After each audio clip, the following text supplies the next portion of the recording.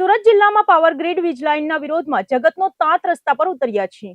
ઓલપાડના વડોલી ખાતેથી ખેડૂતો ટ્રેક્ટરો અને કારમાં ભવ્ય કાફલા સાથે ખેડૂત અધિકાર યાત્રા શરૂ કરીને ગાંધીનગર કૂચ આદરી છે। જય જય જય જય જય જવાન, જય કિસાન, જય કિસાન। પોતાની કિંમતી જમીન અને હકોની રક્ષા માટે સુરત જિલ્લાનો જગતનો તાત હવે આરપારની લડાઈના મૂડમાં જોવા મળી રહ્યો છે। ગુજરાત સરકાર અને પાવર ગ્રીડ કંપની દ્વારા ખેતરોમાંથી પસાર કરવામાં આવી રહેલી હાઈટેન્શન વીજ લાઇનના વિરોધમાં ખેડૂતનો આક્રોશ ફાટી નીકળ્યો છે।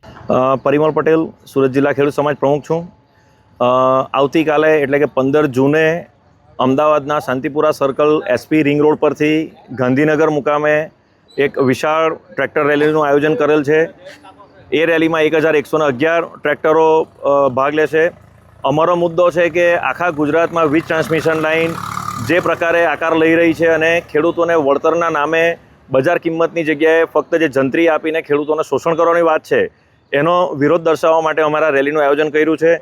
અલગ અલગ જિલ્લામાં છેલ્લા 2-3 વર્ષથી આ મુવમેન્ટ્સ ચાલે છે, પરંતુ કોઈ ધ્યાન પર લેતું નથી। સરકારે આનું કોઈ રિએક્શન આપ્યું નથી અને એ જ પ્રમાણે જે 3 વર્ષ પહેલાં જે પરિસ્થિતિ હતી એ જ પ્રમાણે આજે પણ સરકાર વર્તી રહી છે, જે તે કંપનીઓ વર્તી રહી છે અને ખેડૂતોને જંત્રીના હિસાબે જે વળતર આપવાની વાત છે એનો વિરોધ અમે આ દર્શાવી રહ્યા છીએ। અને સુરત જિલ્લામાંથી ઓછામાં ઓછી 100 કાર્સ અને ઓછામાં ઓછા 65 ટ્રેક્ટર આ રેલીના સમર્થનમાં ભાગ લેવા જઈ રહ્યા છે। સુરત જિલ્લાના ઓલપાડ તાલુકાના વડોલી ખાતેથી આજે મોટી સંખ્યામાં ખેડૂતો એકત્રિત થઈને સરકાર સામે બંડ પોકાર્યો છે અને વહીવટી તંત્રને હચમચાવી મૂકે તેવી ખેડૂત અધિકાર યાત્રાનો પ્રારંભ કર્યો છે। આ મહાકૂચની વિગતો એવી છે કે આવતીકાલે સમગ્ર ગુજરાતના ખેડૂતોનું પાવર ગ્રીડ વીજ લાઇનના ઉગ્ર વિરોધ પ્રદર્શનના ભાગરૂપે પાટનગર ગાંધીનગર ખાતે એક વિશાળ અને ઐતિહાસિક સંમેલન યોજવામાં જઈ રહ્યું છે।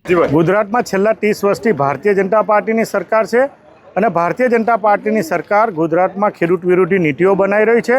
છેલ્લા ઘણા સમયથી ગુજરાતના તમામ વિસ્તારના ખેડૂતો પોષણક્ષમ ભાવ માટે ખાતરનો જે ભાવ વધારો છે એની સામે લડત ચલાવી રહ્યા છે। દક્ષિણ ગુજરાતમાં અને સમગ્ર ગુજરાતમાં પાવર ગ્રીડની જે વિવિધ લાઈનો જઈ રહી છે એમાં પણ મોટા પાયે ભ્રષ્ટાચાર કરીને ખેડૂતોને જે વળતર મળવું જોઈએ, વળતરને જમીન સંપાદનના કાયદામાં પણ એનો દુરુપયોગ કરી રહ્યા છે। અદાણી અને અંબાણીને સાથે રાખીને સમગ્ર ગુજરાતની ફળદ્રુપ જમીનને નુકસાન કરવાનું કામ કરી રહ્યા છે। આ અનુસંધાનમાં આવતીકાલે ગુજરાતમાં ગાંધીનગર ખાતે મોટી સંખ્યામાં સમગ્ર ગુજરાતના ખેડૂતો ભેગા થવાના છે પોતાના હક અને અધિકાર માટે। એ અનુસંધાનમાં દક્ષિણ ગુજરાતના તમામ જિલ્લાઓમાંથી લગભગ 2000થી વધુ ખેડૂતો ભાગ લેવાના છે અને એની શરૂઆતના ભાગરૂપે સુરત જિલ્લાના ઓલપાડ તાલુકાના વડોલી વાંકથી આજે કોંગ્રેસ સમર્થન કિસાન સંઘર્ષ યાત્રા સાથે સહકારી આગેવાનો, સામાજિક આગેવાનો, ખેડૂત સમાજના આગેવાનો ભેગા થઈને પોતાના અધિકારની લડતની શરૂઆત આજે વડોલી ખાતે કરી રહ્યા છે। આ રાજ્યવ્યાપી મહાસંમેલનમાં સુરત જિલ્લાના ખેડૂતો પણ પોતાની તાકાત બતાવવા અને વિરોધ નોંધાવવા માટે આઇકોનિક શૈલીમાં જોડાશે, જેના ભાગરૂપે આજે ઓલપાડના વડોલી ખાતે આસપાસના ગામોના સેંકડો ખેડૂતો પોતાના કૃષિ વાહનો સાથે એકઠા થયા હતા। ખેડૂતો આ આંદોલન માટે કેટલીક મક્કમ તૈયારી સાથે નીકળ્યા છે તેનો અંદાજ વડોલીના રસ્તાઓ પરથી જ આવી ગયો હતો। સુરત જિલ્લામાંથી અંદાજે 65 જેટલા સુભોજિત ટ્રેક્ટરો અને 100થી વધુ ખાનગી કારના મસમોટા કાફલા સાથે ખેડૂતો ગાંધીનગર જવા માટે સત્તાવાર રીતે રવાના થયા છે। હાઈવે પર જ્યારે એક સાથે પલટન મોડમાં આટલા બધા ટ્રેક્ટરો નીકળ્યા ત્યારે વાહન ચાલકો પણ આ અદ્ભુત દ્રશ્યો જોઈને આશ્ચર્યચકિત થઈ ગયા હતા અને ખેડૂતોની એકતાને બિરદાવી હતી। ખેડૂત અધિકાર યાત્રા દરમિયાન સમગ્ર પંથક ખેડૂતોના ગગનભેદી નારાઓથી ગુંજી ઉઠ્યો હતો। ખેડૂતોએ પોતાના ટ્રેક્ટરો પર બેનરો લગાવીને ખેડૂતોના ખેતરમાંથી ટાવર લાઈન રદ કરો, ખેડૂત એકતા જિંદાબાદ અને અન્નદાતા પર દમન બંધ કરો જેવા આક્રોશિત નારાઓ સાથે વાતાવરણ ગરમ કરી મૂક્યું હતું। ખેડૂત આગેવાનોનો આક્ષેપ છે કે વળતરના નામે કંપનીઓ ગેરરીતિ કરી રહી છે અને ખેડૂતોની કિંમતી જમીનો બરબાદ કરવામાં આવી રહી છે,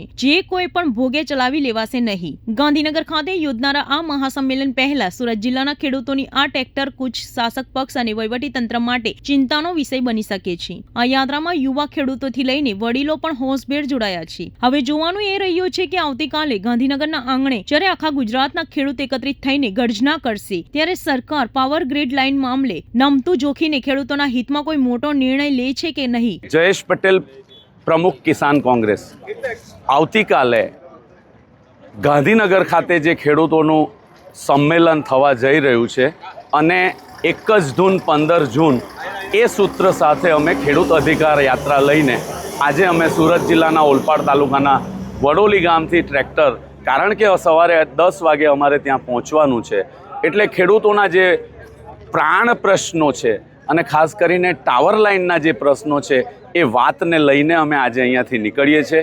ટાવર લાઇનને જ્યાં સુધી લાગે વળગે છે ત્યાં સુધી અમે લોકોએ 3 મુદ્દા સરકાર સમક્ષ રજૂ કરવાના નક્કી કર્યા છે.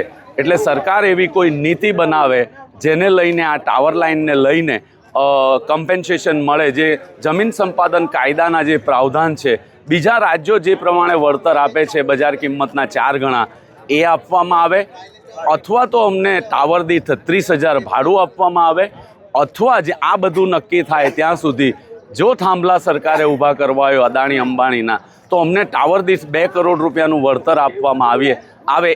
એ વાતને લઈને અમે સરકારને કહેવા જઈ રહ્યા છે.